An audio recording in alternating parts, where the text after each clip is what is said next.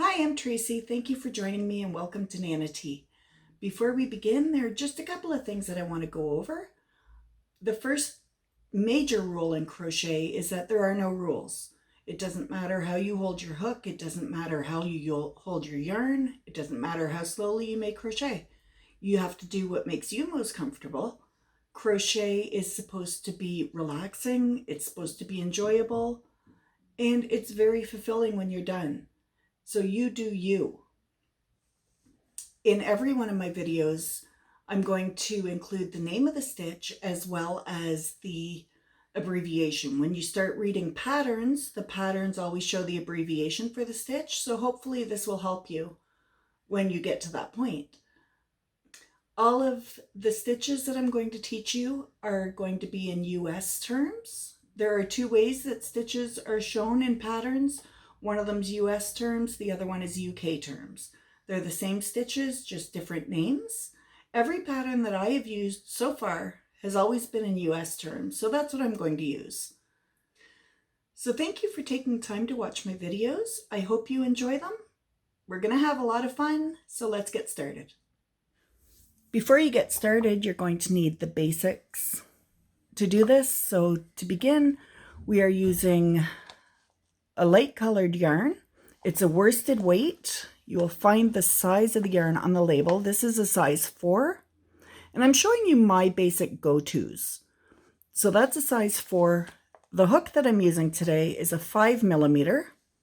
I don't know if you can see that. If not, trust me, it is a 5mm. And your scissors. So once you have those, we'll be able to go. I always recommend when you're first learning to use a light colored yarn. That way you can see all your stitches as you're doing them. Today we're going to crochet a chain. The abbreviation for this is CH. And this is what you'll use to begin so many of your projects. To get the practice in with this is very important. So it takes a lot of practice, but with the chain you can go as long as you want. To begin a chain, you're going to have to make a slip knot. So this is the way that has helped me most. You wrap the yarn, you have the yarn in front of your fingers with the tail there. Hold it in place with your thumb. Take the yarn, you wrap it around your 2 fingers. You wrap it around again. So now you have 2 strands of yarn on your fingers. You take the inside strand and you cross it over. You take the new inside strand and you cross it over. I like to keep it in place underneath my index finger. You take your hook, put it under the inside strand, remove your fingers, pull on both strands to tighten it, pull on the tail to bring it up to your hook. So let's try that again.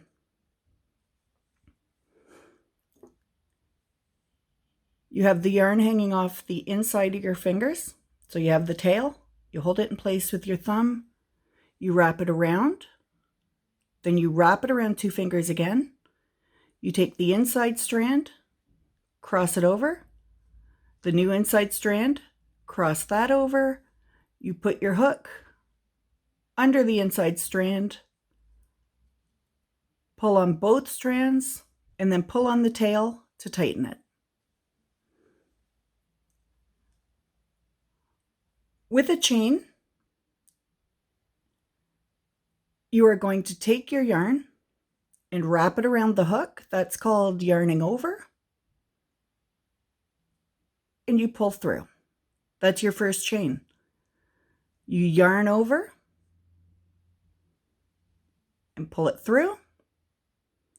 Yarn over, pull it through. Yarn over, pull it through. Yarn over, pull it through. So we're going to do a few more of those. Now, as I'm going up the chain, I like to move my thumb up so that I have more control keeping it in place.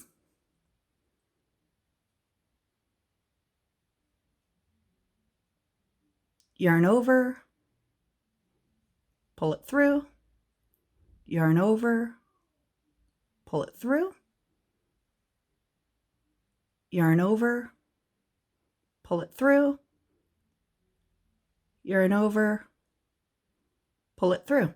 So you can make your chain as long as you want. Just make sure that you practice it and try to get comfortable with this before you move on. So we're going to do a few more together.